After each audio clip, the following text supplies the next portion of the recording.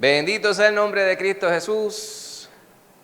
Dios les bendiga y les acompañe, mis amados hermanos, hermanas, quienes nos acompañan a través de las redes, hermanos quienes están aquí presentes. Es una gran bendición poder estar en la casa del Señor nuevamente, en un formato distinto, ¿verdad? Estamos más acostumbrados a estar juntitos todos, pero sin embargo, estamos más cerca que lo que estábamos hace un poco de tiempo atrás, que estábamos viéndonos a través de una máquina. Hay algunos hermanos que todavía están, que nos hacen falta. Un saludo especial a nuestra hermanita Nilda, que no está con nosotros hoy porque seguramente está preparando unos cupcakes, unos bizcochos allá en su casa. Así que un beso, un abrazo bien grande desde aquí, desde la iglesia, a la hermanita Nilda, al hermano Héctor, hermana Lucy, los hermanitos que no están con nosotros durante el día de hoy. No los puedo mencionar todos, pero es una bendición saber que ya sea aquí presente o desde sus casas podemos estar juntos, ¿verdad? Llegará un momento, como ha estado predicando el pastor y hemos estado aprendiendo y estudiando a través de todos los tiempos, pero particularmente en el último libro de la palabra de Dios, en Revelaciones, en Apocalipsis, llegará el día que ya no tendremos que dejar de vernos. Vamos a estar juntos por siempre, ¿verdad? Y en unas condiciones muy distintas, mucho más favorables que las que estamos viviendo. Pues en la noche de hoy hemos venido aquí, hoy martes 7 de julio, a tener nuestro estudio dominical. Yo sé que esto es un poquito raro para algunas personas, pero la gente dice, ¿cómo usted va a tener un estudio dominical un martes? Pues la palabra dice que los días se hicieron para los hombres. Es un estudio marciano, dice el pastor. Pues vamos a estudiar la palabra de Dios hoy martes, y no es un estudio dominical propiamente porque es martes, pero el material didáctico que está utilizando la iglesia es aquel que utilizamos para los domingos. Lo hemos acondicionado un poco más para poder ir un poquito más en mayor profundidad. Estamos estudiando en Primera de Pedro. Esta sería la quinta sesión en el tema Vivir con esperanza en un mundo quebrantado. Hoy vamos a estar considerando el capítulo número 4, unas porciones, ¿verdad? Versículos 1 y 2, y de los versículos 12 al 19. Lo he dividido en cuatro partecitas para así poder enfocarnos en esta porción propiamente hablando.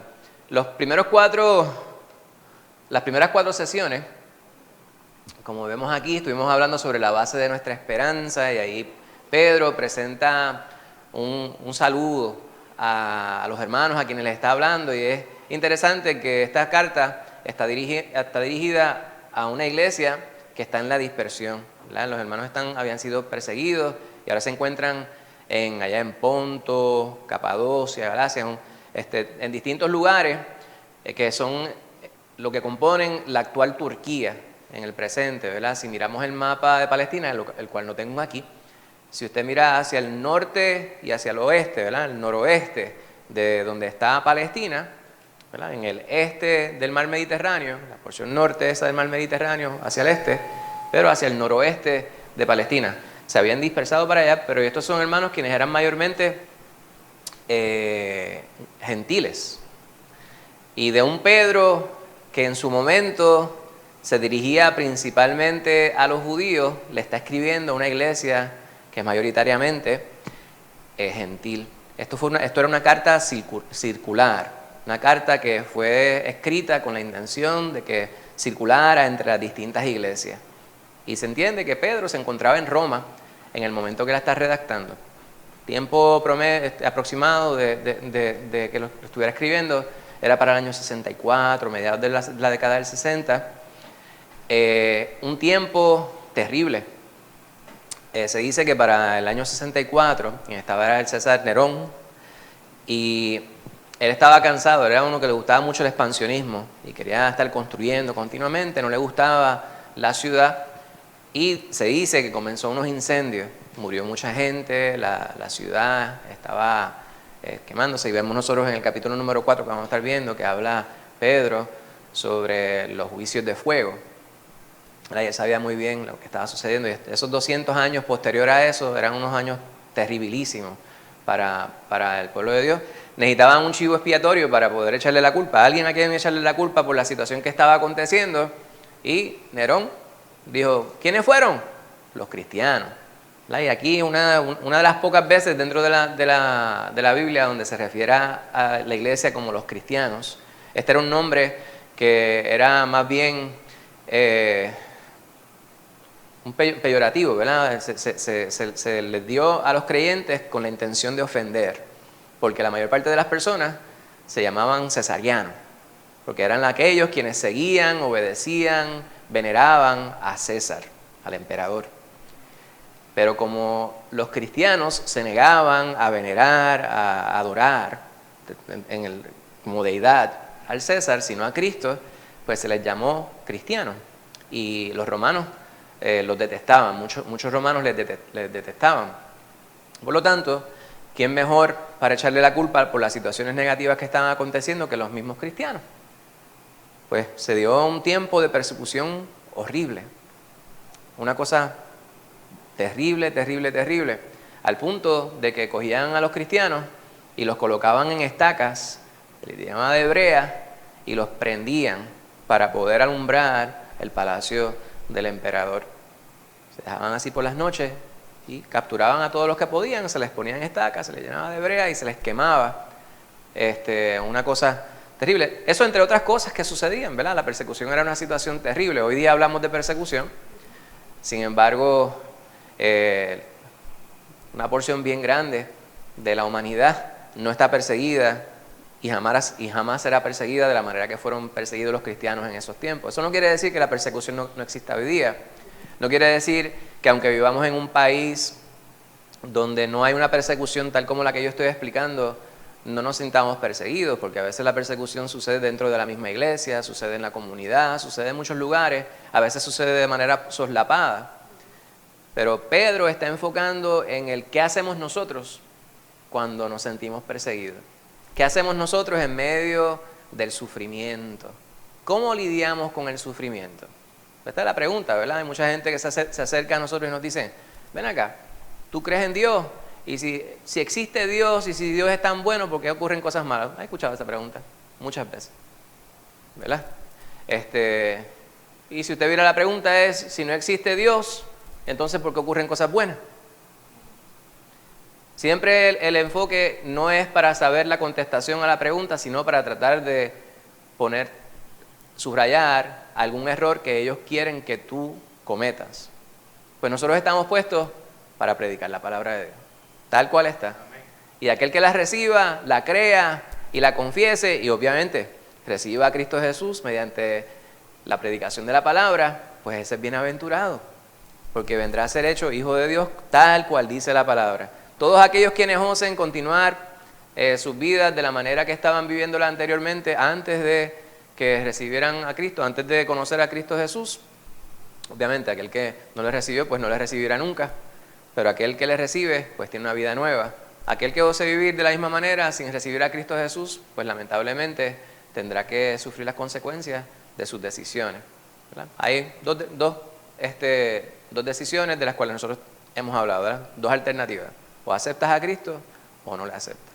Pues Pedro le escribe a esa iglesia y vemos en ese primer estudio, estaba hablando sobre el saludo particularmente. Entonces la expresión de nuestra esperanza, ahí está hablándole entra, ¿verdad? Hablando sobre Cristo Jesús como una esperanza de vida nueva. Él dice, ustedes quienes han recibido a Cristo Jesús, ustedes tienen un enfoque distinto de la vida de ahora en adelante. Y continúa hablándole sobre qué tipo de pueblo es este ahora. Y utiliza muchas ilustraciones que estuvimos estudiando, obviamente no vamos a ir sobre cada uno de ellos, pero muchas ilustraciones de la Biblia. Y el pastor estaba hablando sobre esto los otros días. Cuando se hablaba de la Biblia en ese tiempo, pues no estaban hablando de lo que nosotros conocemos como Nuevo Testamento, sino toda la palabra que había sido redactada, acumulada, ¿verdad? Desde Génesis hasta ese momento. Pues todo el Antiguo Testamento está lleno de referencias a el pueblo escogido. Y ese Pedro, que en un momento era exclusivista, ¿verdad? Parcializado hacia los judíos, ahora habla de los gentiles y toda la humanidad como parte del plan de Dios, del pueblo escogido. Y todas las ilustraciones que se ven en el Antiguo Testamento, que se aplican únicamente en su momento al pueblo judío en lo que respecta a la herencia de la vida eterna, etc., Pedro se las aplica al pueblo gentil también, todos los que hemos recibido a Cristo Jesús, el real sacerdocio, nación santa, ¿verdad? Y habla del pueblo de Dios, de la iglesia, como extranjeros y peregrinos. Pues vemos todo esto. Y la semana pasada estábamos viendo la durabilidad de nuestra esperanza, con un énfasis en cómo es que no debemos dejar de fallecer nuestra fe en medio de la adversidad. Hoy vamos a estar haciendo énfasis en el capítulo número 4, el gozo de nuestra esperanza. Elija el gozo aún en medio de las dificultades de la vida. ¿Se puede hacer eso? Sí, se puede hacer. ¿Es fácil? No, no es fácil. El Señor, allá, según redactado por Juan, dice que en este mundo tendremos aflicción, pero no lo deja ahí. Dice, pero confiad, yo he vencido al mundo. Pues el Señor, si algo nos asegura, es que en esta vida vamos a tener situaciones que nos deprimen, que nos causan angustia, que nos dan coraje. ¿Cómo vamos a lidiar con esas situaciones? Pues Pedro dice, cuando tengas esas situaciones, vive gozosamente. ¿Verdad? Hay distintas maneras que podemos nosotros optar. Hay algunos que les da coraje, ¿verdad? Les da ira. Algunos están enfocados y deciden ir de frente hacia la situación, y otros simplemente se mantienen resignados, sin hacer algo. Esas son tres alternativas. Hay quienes se preguntan continuamente, ¿y por qué me pasan estas cosas a mí? Usted debe tener algún amigo, familiar, vecino, que ese tal vez es el estribillo fijo. Ay, Señor, ¿por qué me pasan estas cosas a mí? O esto que me pasa a mí no le pasa a nadie. Y la realidad es que es lamentable. Hay personas quienes piensan que están siendo perseguidos por toda la humanidad, y a veces el peor perseguidor de nosotros mismos somos nosotros. Es como el perro que anda tratando de agarrarse la cola y pudiera pensar que es que la cola está tratando de alcanzarlo, y es que él está tratando de alcanzarse él mismo y nunca va a poder hacerlo. Digo, algunas veces se agarra la cola, pero usted sabe lo que yo estoy diciendo. Hay veces que nosotros estamos enjuiciándonos nosotros mismos, y luego pensamos que porque nosotros pensamos de esa manera, todas las demás personas tienen que pensar de la misma manera que nosotros, y la mayor parte de las veces pudiéramos estar en un error. El Señor lo que quiere que nosotros nos preguntemos es: ¿cómo puedo yo darle la gloria a Dios en medio de la adversidad? ¿Cómo puedo yo vivir de manera optimista? Y no estoy hablando de, ¿verdad?, de esta retórica, de este abolengo que utilizan las personas, ¿verdad?, de tratar de levantar los ánimos a las personas. Lo que se debe hacer es enfocarnos en qué es lo que me dice el Señor respecto a la situación que voy a vivir en este mundo, y cómo es que yo le puedo dar la gloria a Él, y saber que en medio de la adversidad, si yo le doy la gloria al Señor, entonces puedo vivir de manera gozosa. Yo voy a estar leyendo los pasajes bíblicos, pues yo sé que mantener la mascarilla y tratar de leer va a ser un poquito difícil, pero si usted tiene preguntas, si tiene algún comentario, levante la mano, usted hace el comentario, y algo se pudiera oír, pero yo lo voy a repetir para que los hermanos quienes nos están acompañando a través de las redes puedan también ser bendecidos por el comentario que usted tenga o las preguntas. Amén. Pues no importa la situación que estemos viviendo, podemos nosotros darle la gloria a Dios y vivir de manera gozosa. Pues esto que aparece aquí ya lo he estado hablando en la introducción, ¿verdad?, respecto a la situación que estaba viviendo la iglesia durante el tiempo que Pedro les está escribiendo, y un enfoque, un objetivo de esta carta de parte de Pedro es alentar a los hermanos para que no se desmoralicen, para que echen hacia adelante. Importante que, dado que nosotros somos reconocidos por el mundo, esperemos que así sea, como la iglesia, entonces nosotros demos la cara que Cristo Jesús merece que les represente. Pues vamos directamente a la porción que nos compete. Vamos primeramente a 1 de Pedro, capítulo 4, los primeros 2 versículos, los cuales leen de esta manera. Están ahí proyectados, pero los voy a leer de la Biblia, de modo que si está algo incorrecto ahí, usted me corrige. Dice Primera de Pedro 4, versículos 1 y 2. Puesto que Cristo ha padecido por nosotros en la carne, vosotros también, armaos del mismo pensamiento. Pues quien ha padecido en la carne, terminó con el pecado, para no vivir el tiempo que resta en la carne conforme a la concupiscencia de los hombres, sino conforme a la voluntad de Dios. Y fíjese, estamos viendo algo aquí y algo maravilloso sucede cuando uno dedica tiempo al estudio de la palabra. Si usted mira un pasaje de la palabra, usted dice, pues esto es similar a lo que dice Pablo en tal pasaje. O he leído algo similar en el Evangelio de San Juan. ¿Verdad? Cuando yo miro esta porción, yo veo algo que encaja perfectamente, complementa, cuando Pablo en 2 Corintios 5:17 dice que es de modo que si alguno está en Cristo, es nueva criatura. Las cosas viejas pasaron, he aquí, todas son hechas nuevas. Y esto aplica a la naturaleza del creyente. Nosotros éramos una cosa antes de venir al Señor. Y en algunos casos quedan algunos vestigios del viejo hombre, de la vieja mujer. Sin embargo, nosotros cuando somos puestos a prueba, nos damos cuenta, oye, la Úrsula que hubiese estado en esta situación hace 30 años atrás, cuando ya tenía apenas 9 años,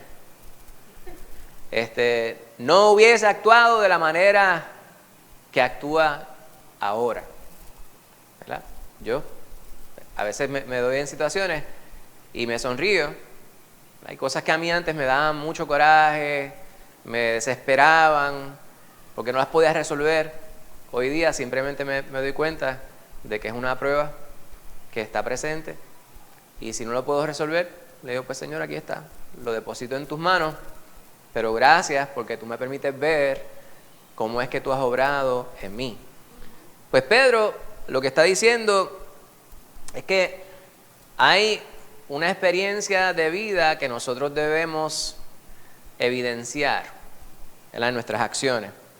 Está hablando de Cristo Jesús, lo que tuvo Él que pagar por nuestra salvación. Cristo ha padecido por nosotros en la carne, o sea que físicamente Él tuvo que hacerlo. El precio que debimos haber pagado nosotros, lo pagó Él. Entonces habla sobre cómo es que nuestro pensamiento debe transformarse. No lo dice de esa manera, dice armados de este mismo pensamiento. O sea, ustedes tienen que encargarse de que la forma que ustedes piensan sea conforme al sufrimiento de Cristo. Es que no andemos nosotros como los más sufridos, flagelándonos la espalda, ¿verdad? Caminando de rodillas, sobre arroz, sobre piedra, sino que podamos nosotros internalizar las experiencias que vivimos de una manera que hable sobre la fe que hay en nosotros. Yo no sé si eso está claro. Luego dice, pues quien ha padecido en la carne terminó con el pecado. Y no es que nosotros ya no pequemos, sino que de aquí en adelante el pecado no nos domina. Bendito sea Cristo Jesús. Todos los días vamos a pecar, porque esa es nuestra naturaleza, nosotros somos imperfectos. Todos los días cometemos errores y hay quien dice, pero ¿y qué ustedes hacen ahí? Los más santos. Bueno, la santidad no significa que nosotros seamos perfectos. Hay una diferencia.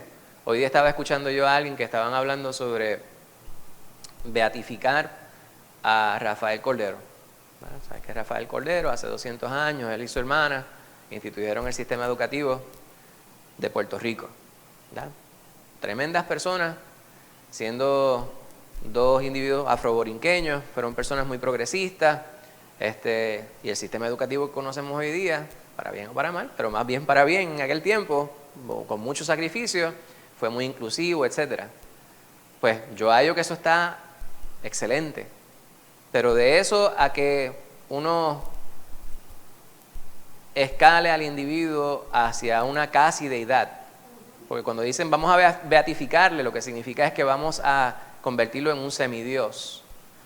Porque los beatos en la religión tradicional son personas a quienes pues se les prenden velas, usted les reza y puede esa persona contestar sus peticiones desde el más allá.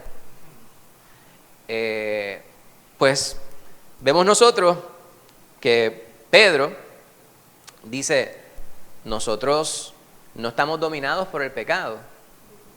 No quiere decir que nosotros no vayamos a ser perfectos, sino que dice que no somos dominados por el pecado, terminó con el pecado. Para no vivir en el tiempo que resta en la carne conforme a las concupiscencias de los hombres, sino conforme a la voluntad de Dios. Nuestra vida ha tomado una transformación, venimos a hacer otra cosa muy distinta a la que éramos antes. Y yo conozco gente que son muy buena gente, pero lo único que le falta es recibir a Cristo. Personas quienes son muy morales, no de apellido, también los hay, pero personas quienes tienen una moral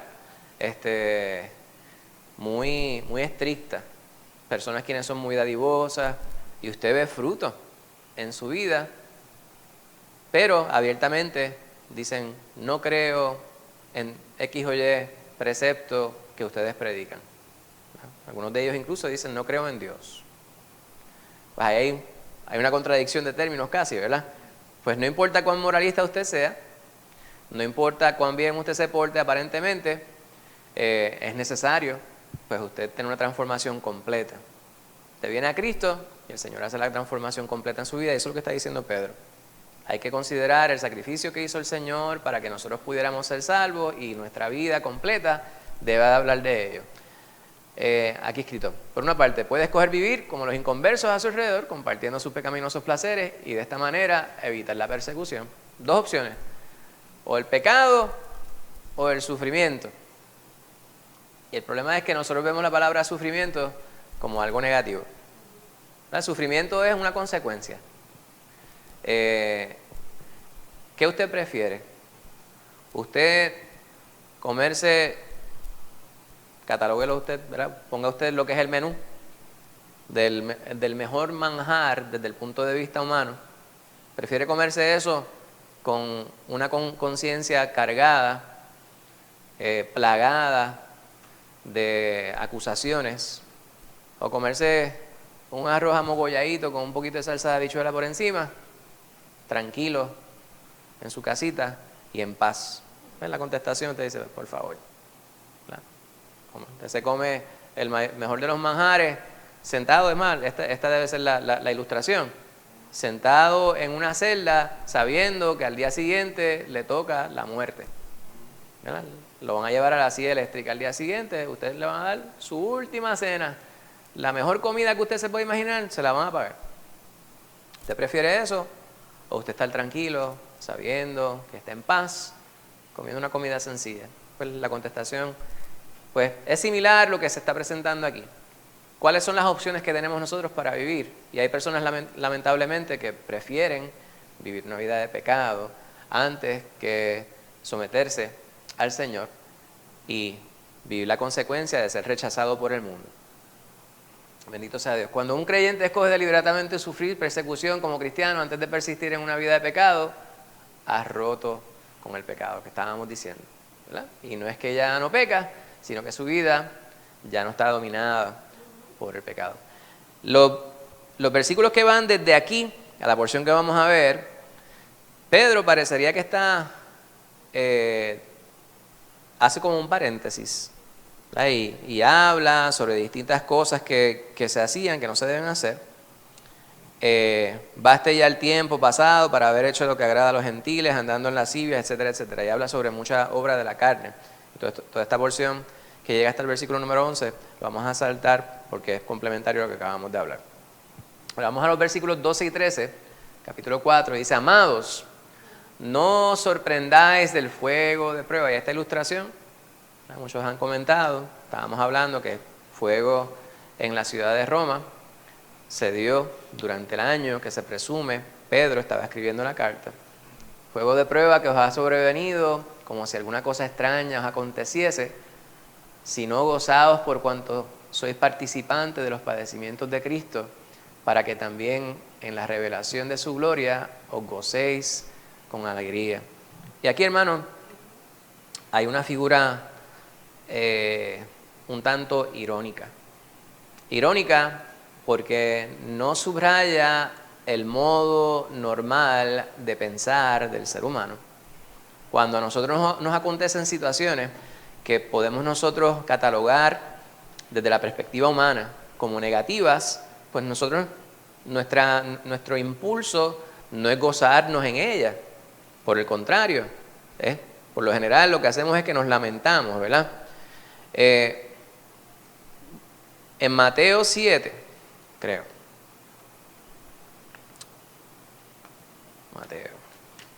Mateo 5.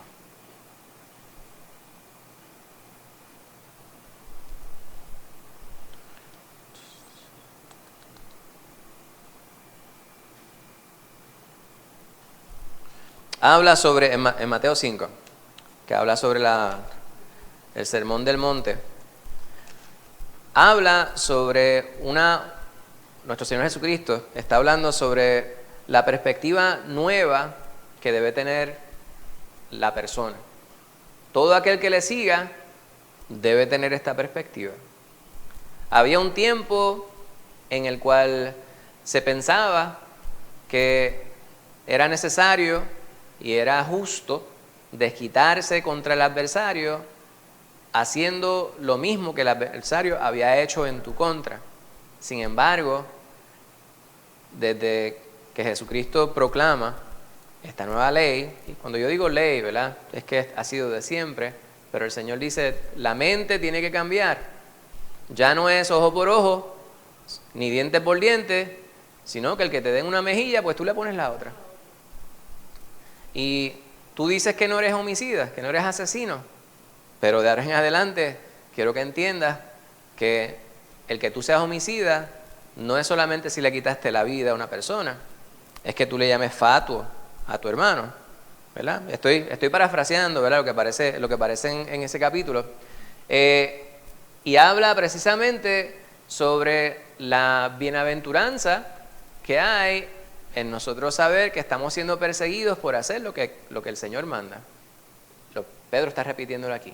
Está diciendo, cuando te acontezcan situaciones negativas, no te lamentes. Por el contrario, debes saber que hay bendición en ello. Debes tú celebrarlo. Y esto, nuevamente, parece una ironía. Debemos considerar la persecución como algo normal. En este mundo tendremos aflicción. Si nosotros queremos exaltar el nombre de Cristo Jesús, sabemos que las personas nos van a perseguir y nos van a tildar de locos, es lo menos que nos van a decir. ¿Verdad? Van a decir que somos faltos de amor, somos esto fóbico, aquello fóbico, no sé qué otra cosa más fóbico. ¿Verdad? Y fóbico es que tenemos miedo de ciertas cosas, pero y nuevamente, todas estas cosas es para procurar ver cómo pueden hacer que tú caigas en un error en el debate. El Señor nos manda a que estemos nosotros en contienda, nos manda a que prediquemos la palabra del Señor. Cuando nosotros nos damos cuenta que hay una conversación que no nos conviene, hay un debate que no nos conviene porque no glorifica al Señor, ¿qué es lo mejor que usted puede hacer? Quedarse callado. Y luego usted lo van a acusar de indiferente, de falto de amor. Es necesario que nosotros como iglesia escojamos nuestras batallas. ¿Verdad? Había un escritor secular que decía que antes de entrar en la batalla, asegúrate que tu adversario esté a la altura de la batalla. Y pues eso parecería, ¿verdad?, filosofía de hombre, sin embargo hace mucho sentido.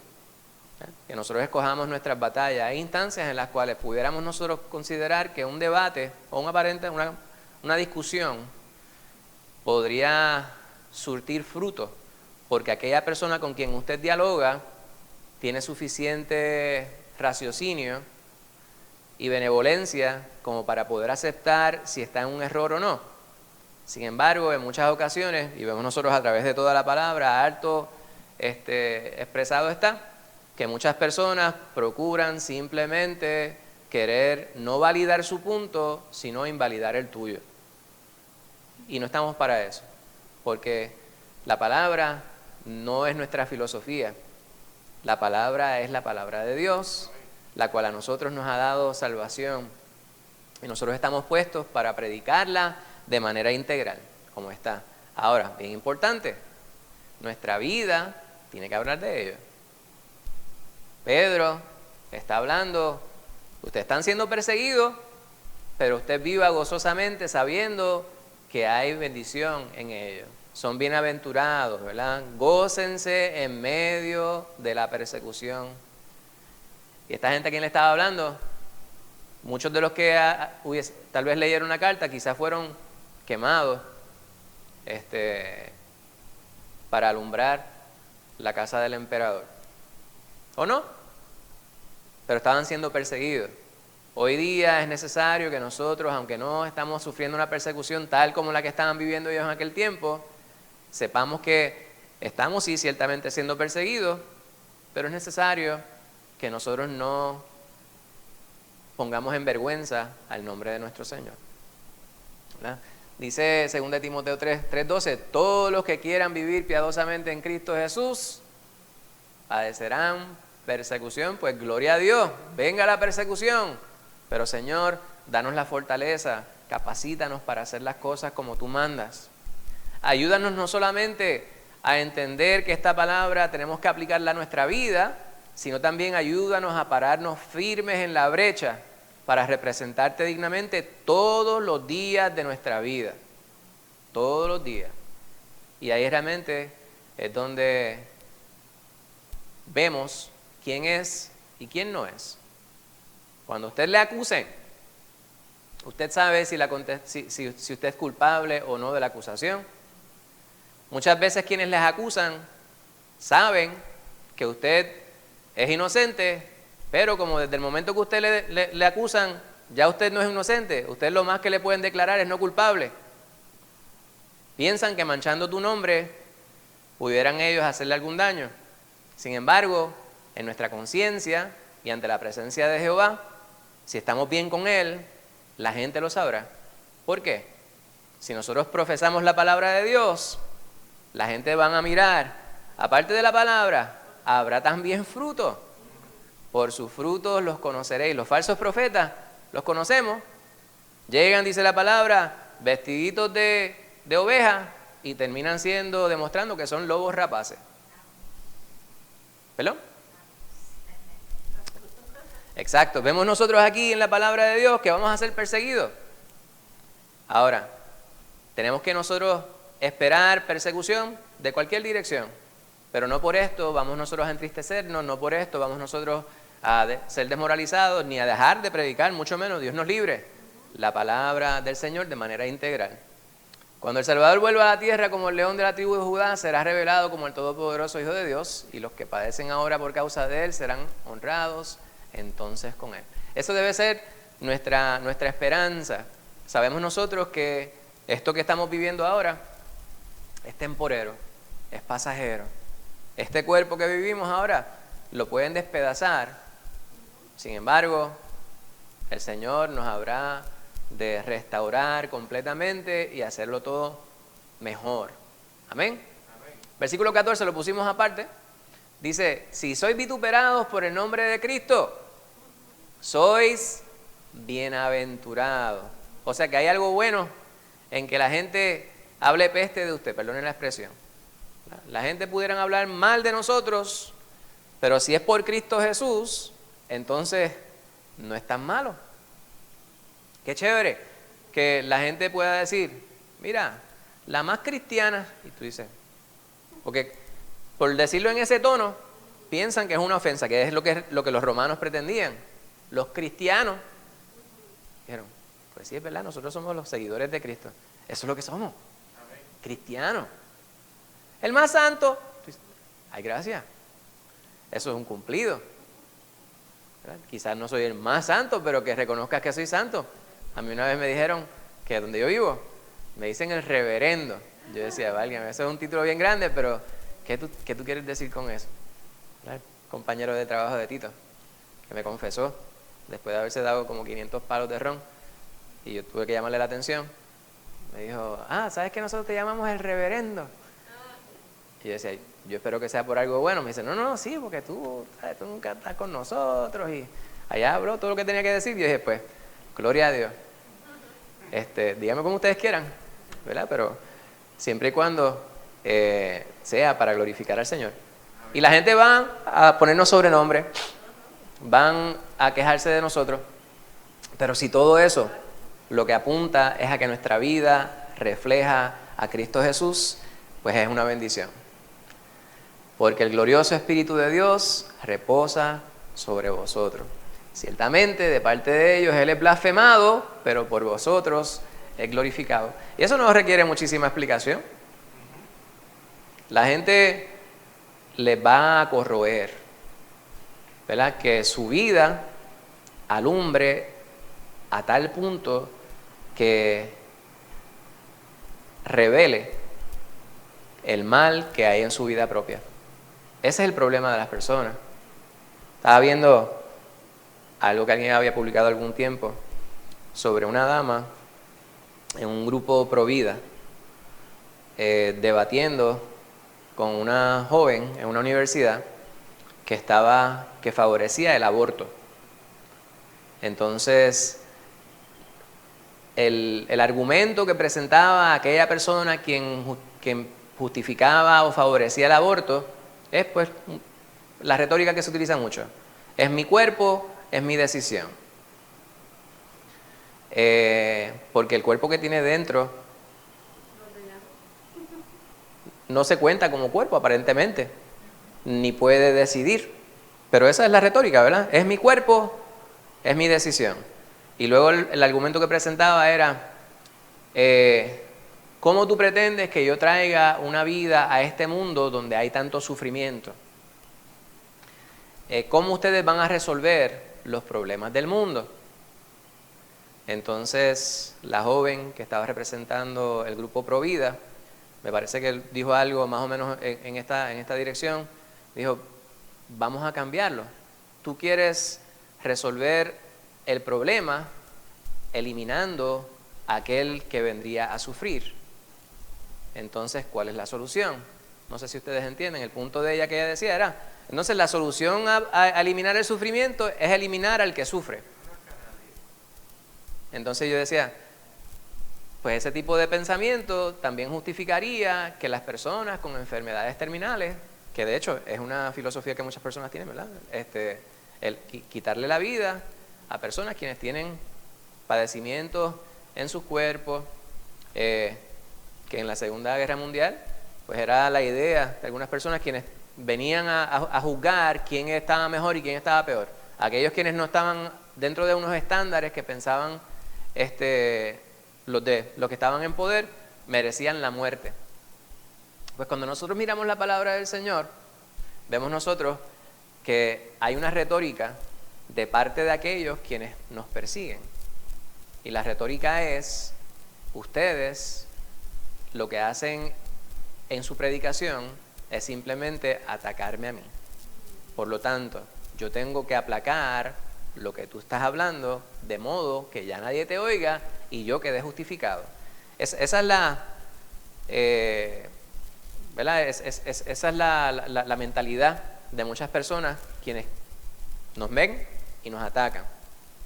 Pues Pedro dice, no te preocupes por ello, porque el sufrimiento que tú tienes ahora es uno que tú debes ver como una bendición, como un galardón, porque a quien están atacando no es a ti, a quien están atacando es a aquel a quien tú representas, y el ataque en tu persona lo que hace es que exalta aún más el nombre de Dios. Y hay muchas personas quienes piensan que esto que nosotros predicamos es simple retórica, ¿verdad? Porque cuando usted escucha una predicación, escucha un estudio, pues están todos los patrones, porque nosotros hablamos de esa manera, ¿verdad? La retórica, cuando usted busca los silogismos, ¿verdad? Los patrones que se utilizan para poder diseñar un mensaje. Pues el mensaje que presenta el pastor el mensaje que se presenta un político, no es que yo estoy diciendo que es la misma cosa, pero usted busca, tienen una introducción, un cuerpo contenido y tienen una conclusión. Usted dice, pues entonces, como los dos tienen el mismo formato, los pastores son políticos. Y ahí está la falacia. No es esto. Nosotros estamos predicando la palabra tal cual está aquí, y es necesario que nosotros entendamos que no pretendemos nosotros justificarnos utilizando retórica de hombre, sino apegándonos a lo que dice la palabra. Y Pedro está diciendo, apégate a la palabra, y si sufres por apegarte a la palabra y por predicar la palabra del Señor de manera íntegra, pues qué bueno. Esa debe ser tu actitud. Gozarnos en medio de esa persecución. Bueno, me pueden interrumpir. Estamos llegando a la última porción, y esta porción he tratado de llegar bastante rápido, porque aquí me parece que hay bastante material que podemos nosotros ir a ciertas referencias en otros pasajes de la Biblia. Primera de Pedro 4, 15 al 19. Si hay alguna pregunta, alguna duda hasta este punto, algún comentario, en toda confianza me pueden interrumpir. Mananilda, si gustas me puedes enviar las preguntas a través de WhatsApp. No te las voy a contestar ahora, pero más adelantito. Así que ninguno de vosotros padezca como homicida o ladrón o malhechor o por entremeterse en lo ajeno. Pedro dijo esas cositas nada más. Estas cosas ni siquiera deberían asociarse con usted. Yo quiero añadirle a eso, hermano. Vaya usted a Gálatas 5. Esa es la porción a la cual me estoy refiriendo, ¿verdad? En Gálatas 5, por lo general, se habla sobre el fruto del Espíritu, pero justo antes del fruto del Espíritu, Pablo habla sobre la obra de la carne. Dice Gálatas 5, esta es la obra de la carne. Manifiestas son, del siglo XIX, y manifiestas son las obras de la carne, que son adulterio, fornicación, inmundicia, lascivia, idolatría, hechicerías, enemistades, pleitos, celos, iras, contiendas, disensiones, herejías, envidias, homicidios, borracheras, orgías y cosas semejantes a estas. O sea, Pablo dijo, todas esas que acabo de mencionar y cualquier otra palabra que a usted se le ocurra que tenga algo similar, esa es la obra de la carne. ¿Verdad? Que Santiago, cuando hablamos sobre el pecado, él dice, Dios no nos tienta para que nosotros pequemos, sino que nosotros somos seducidos por la concupiscencia, nuestra propia concupiscencia. Pues esa concupiscencia es la que nos lleva a hacer todas esas cosas. Nos llevaría, si nos dejamos controlar por ella, nos llevaría a hacer todas esas cosas que menciona Pablo como obra de la carne, como las que advierte Pedro que debemos nosotros evitar. Pero Pedro dice al principio de este capítulo que estamos leyendo, que dado que Cristo Jesús ha muerto por nosotros, entonces nosotros no tenemos que ver nada con el pecado y el pecado no nos domina. Pero él subraya en esta porción, no tengas tú consecuencia adversa en tu vida por ninguna de estas cosas. Pero si alguno padece como cristiano, y ahí donde es unas pocas veces que en el Nuevo Testamento vemos la palabra, en toda la Biblia, vemos la palabra cristiano. Ya se había hecho bien común la palabra. Si alguno padece como cristiano, no se avergüence, sino glorifique a Dios por ello. Y estamos siendo bien repetitivos, sin embargo es necesario subrayar esto, ¿verdad? Es necesario que nosotros veamos que Dios se complace en nosotros cuando estamos dispuestos a obedecerle, pero también a sufrir la consecuencia de nuestra obediencia a Él. Porque es chévere cuando nosotros hacemos algo y hay un premio que nos favorece, y ciertamente todo lo que nosotros hacemos aquí en el nombre del Señor tiene una recompensa. pero no lo hacemos nosotros pensando en la recompensa, sino todo lo que hacemos debemos hacerlo para el Señor, porque Él lo merece. Él hizo todo por nosotros.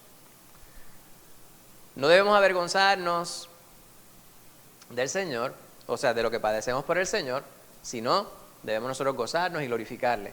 Porque es tiempo de que el juicio comience por la casa de Dios. Y si primero comienza por nosotros, ¿cuál será el fin de aquellos que no obedecen el Evangelio de Dios? Y esto parece como si lo hubiese escrito una mamá puertorriqueña. ¿Verdad? La vergüenza empieza por la casa.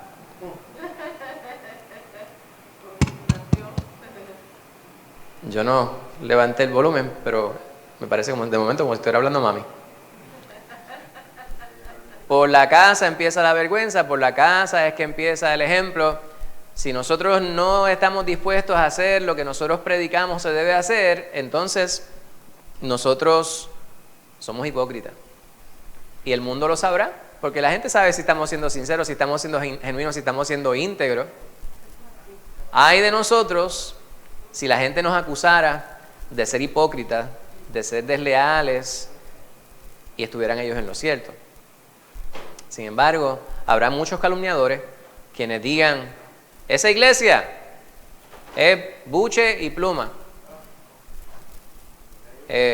mucho ruido y pocas nueces, y todos los refranes que a usted se le ocurra, la gente va a hacer eso, porque mucha gente se dedica a la calumnia, que es parte de la obra de la carne.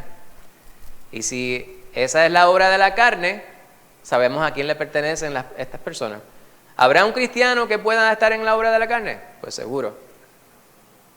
Pedro advierte en contra de ella. ¿Alguno de nosotros podría ser seducido a obrar según la carne? Seguro, todos los días. Todos los días podemos ser tentados a obrar según la carne. Pero si nosotros estamos continuamente reposando en la paz que nos da el Señor, mirando el mensaje que nos tiene a través de su palabra, podemos estar guiados correctamente a hacer lo que el Señor manda. Y de esta manera le glorificamos. Entonces, terminamos esta porción. Dice, y si el justo con dificultad se salva, no es que no se salve, aquí es Pedro nuevamente diciendo, el Señor dice, más fácil se le sería pasar un camello por el ojo de una aguja a que se salve un rico. No es que los ricos no se pueden salvar, es que si el rico tiene al dinero por Dios, entonces no puede amarse, o sea, no se puede venerar, no se puede obedecer a dos amos, nos dice la palabra. O es la riqueza o es Dios. Eso es lo que decía el Señor. Y hubo un momento que Pedro decía, esto está bien fuerte, ¿verdad? Está bien fuerte. Pues ya en este momento hay un Pedro mucho más maduro. Estamos hablando de 30 y pico de años, ya han transcurrido desde aquel momento, y ya Pedro ha digerido y requete digerido la palabra del Señor, y ya está, él entiende perfectamente cuál es el mensaje, ¿verdad? No es que el justo, o sea, quien obedece a Dios se salva, le es difícil salvarse, porque nadie se puede salvar por sí solo. Es lo que nosotros entendemos, nos dice la palabra. Yo no me puedo salvar por mi propia cuenta. ¿Sabe cómo es que yo me salvo? Por la gracia de Dios, porque Dios es bueno. Dios me dijo, tú lo que tienes que hacer es creer en mi Hijo, confesarlo como tu Señor, arrepentirte de tus pecados y decidirte a vivir para mí. Lo vemos a través de la palabra, que hay una forma de ser salvo, pero esa forma de ser salvo, lo único que depende de nosotros es que la aceptemos o no. Todo lo demás lo hizo Dios, lo hizo el Señor. Por gracia es que somos salvos. ¿En dónde aparecerá el impío y el pecador? O sea, si a nosotros nos va tan difícil para llegar a la presencia del Señor, ¿qué se puede esperar de aquellos quienes ni siquiera lo consideren? Pues, ¿qué se puede esperar? Lo dice la palabra. De tal manera amó Dios al mundo que ha dado a su Hijo unigénito para que él crea en Él, no se pierda, sino que tenga vida eterna. Pero también nos dice que aquel que no tomó en cuenta el nombre del unigénito Hijo de Dios ya ha sido condenado. porque no tomó en cuenta el nombre del unigénito Hijo de Dios. Esos son los que dice Pedro aquí, el impío y el pecador. No es que nosotros dejemos de ser pecadores, nosotros no nos catalogamos como pecadores, aunque pecamos, porque el pecado no nos domina, como hemos visto ya. De modo que los que padecen según la voluntad de Dios, encomienden sus almas al fiel Creador y hagan el bien. Pues aquí hemos hablado a través de este capítulo de parte de lo que la filosofía humana pudiera considerar la ironía del Evangelio, que es: busca fuete y alégrate. Pero cuando el fuete viene de parte del mundo porque tú quieres hacer lo que Dios dice, pues entonces ese fuete es bueno. El fuete que tú no quieres es el de la desobediencia a Dios. En Juan 16, 19, 33, acabamos de decir que el Señor nos dice que en este mundo ciertamente tendremos aflicción, pero que Él ha vencido el mundo, por lo tanto, no tenemos que estar acongojados, viviendo angustiados por la condición que vive el mundo. La iglesia, a través del mundo, tendrá que vivir persecución, como dice 2 Timoteo, pero es necesario que nosotros procuremos todos los días ser obedientes. Dice Lucas 13:24, esforzados a entrar por la puerta angosta. Hay tantas ilustraciones, ¿verdad? Se nos habla sobre el camino estrecho, la puerta angosta, o sea, la ruta difícil. Vivimos en un tiempo que yo y muchas otras personas solemos referirnos a ello, esta filosofía de la gratificación inmediata, la cultura fast food. Usted quiere todo rápido. Hay gente que habla sobre ciertas cadenas de comida, una que es de pollo, que dicen: si quieres comer allí para la cena, haz la fila en el almuerzo. Entonces, ¿por qué se llaman comidas rápidas? Te cobran bien rápido. Te llega y te cobran. Se tardan en darte la comida, pero te cobran rápido. Pero la cultura en la que nosotros vivimos, lamentablemente, según transcurre más el tiempo, se le hace bien difícil esperar.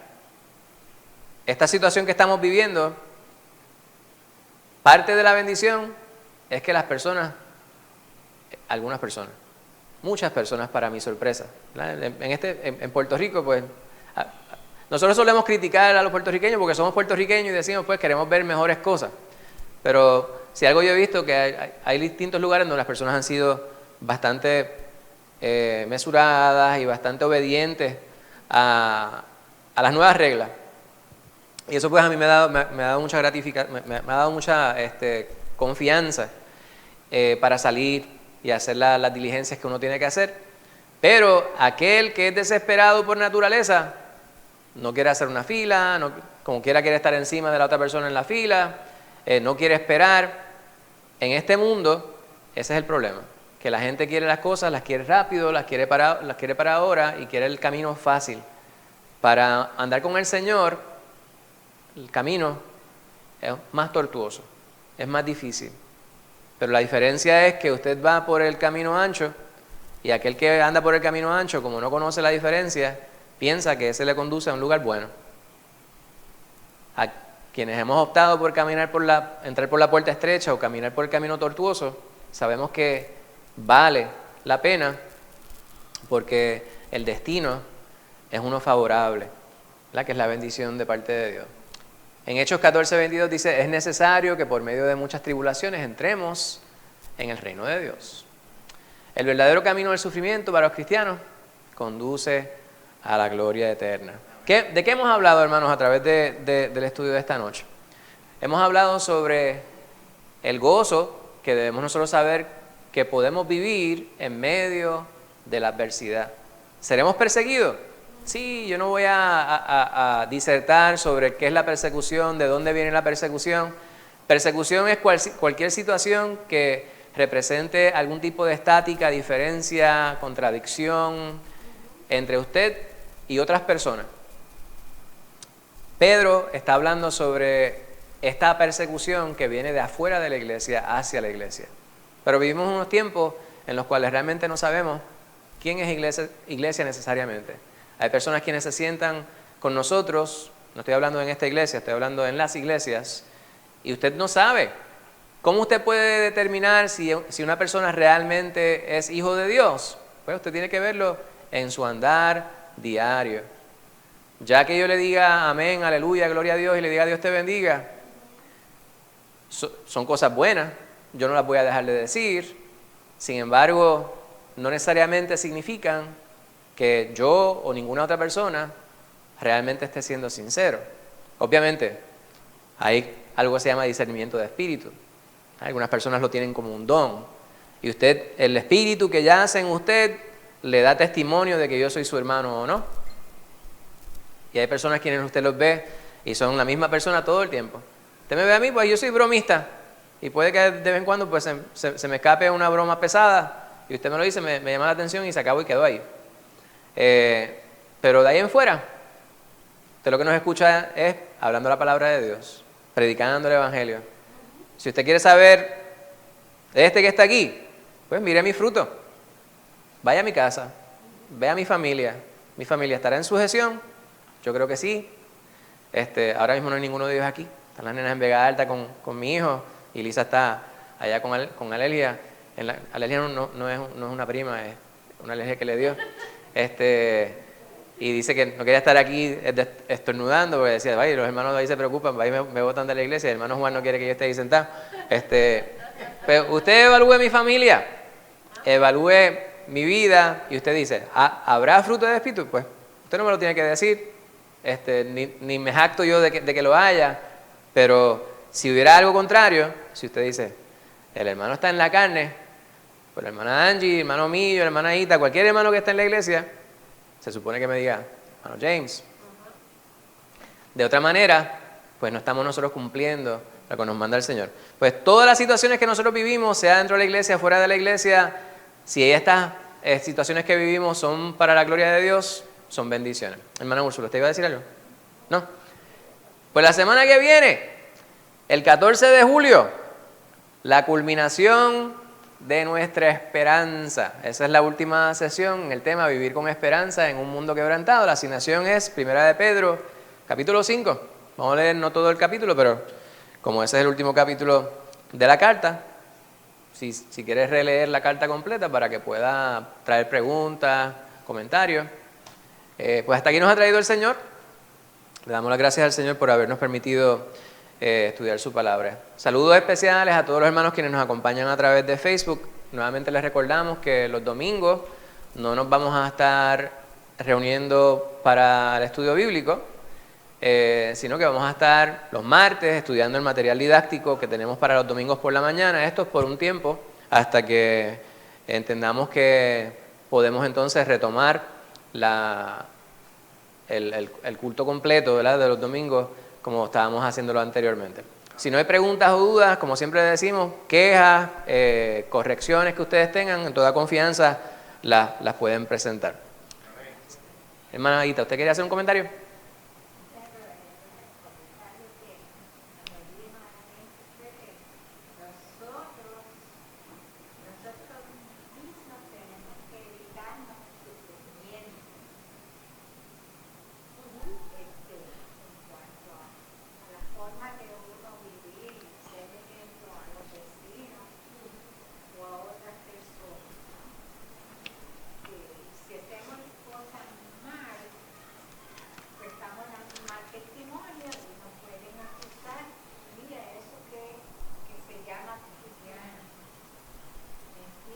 Amén.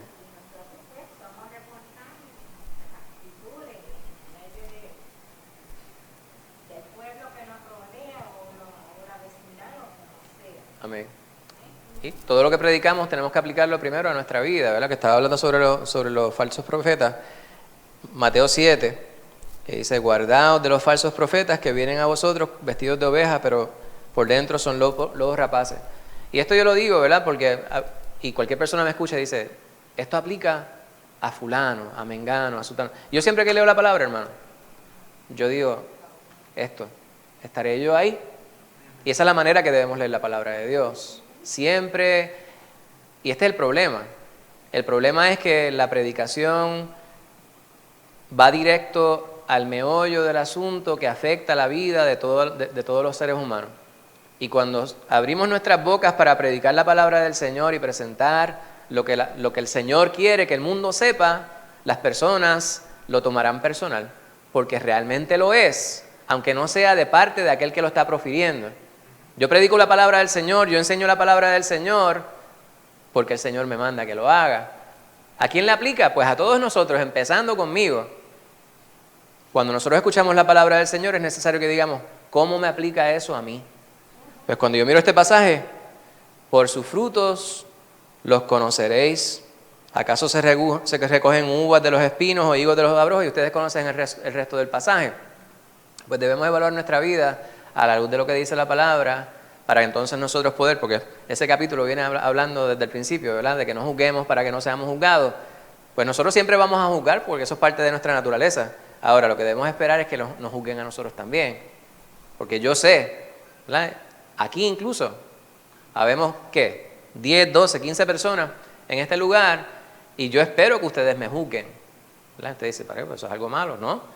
Yo espero que ustedes lo hagan porque lo que estamos haciendo lo requiere. En un estudio bíblico es necesario que usted utilice el raciocinio. Por lo tanto, ustedes comparten una raíz en común, esas dos palabras, raciocinio y juzgar. Usted utiliza la razón para poder evaluar e internalizar lo que se le está enseñando. Pues júzgueme. Y eso me ayudará a mí a andar derechito. Pero entonces cuando yo vea que ustedes no están muy derechitos en el amor de Cristo, pues también yo tengo la autoridad para decirle, mire hermano, ven acá. Amén. Bueno, mis hermanos, pues hasta aquí nos ha traído el Señor. Vamos a tener una palabra de oración y con esto somos despedidos, a menos que el pastor tenga algún mensaje, algún anuncio que quiera presentar. ¿No? El jueves nos congregamos por Zoom, así que hermana Nilda, el jueves por Zoom. Gloria a Dios. Oramos, hermanos, acompáñenme a orar. Señor, te damos gracias por la bendición de este día hermoso que tú nos regalaste. Gracias por tu palabra, mi Señor, y porque podemos compartirla aquí en el templo. Gracias por los hermanos quienes nos acompañan desde sus casas y aquellos quienes habrán de escuchar la palabra por diferido. Te imploro, Señor, que tú permitas que esta palabra cale profundo en nuestro ser, que podamos nosotros escudriñar tu palabra todos los días y hacerlo a conciencia, mi Señor, sabiendo que tú lo demandas de parte nuestra, que tú esperas, mi Señor, lo mejor de nuestras vidas, que seamos santos, santos, santos como tú lo eres, mi Señor, y porque tú lo eres. Te imploro, Padre Santo, que nos ayudes a encarar todas las circunstancias que nos causan angustia, tristeza, ansiedad en esta vida, pero haciéndolo representándote a ti dignamente para que el mundo sepa que tú estás en medio de tu iglesia. Amén. Gracias, Padre Santo, por mis hermanos preciosos que se dieron cita a este lugar. Te imploro que tú nos lleves con bien a nuestros hogares, nos continúes protegiendo y que tú, Padre Santo, en tu gran bondad, misericordia y compasión, permitas que se disipe esta prueba que estamos atravesando, pero que todo sea para que tú te lleves la gloria. Amén. Gracias, mi Señor, todo te lo presentamos dándote la gloria en todo, en el nombre de Cristo Jesús. Amén. Amén. Dios les bendiga, hermano.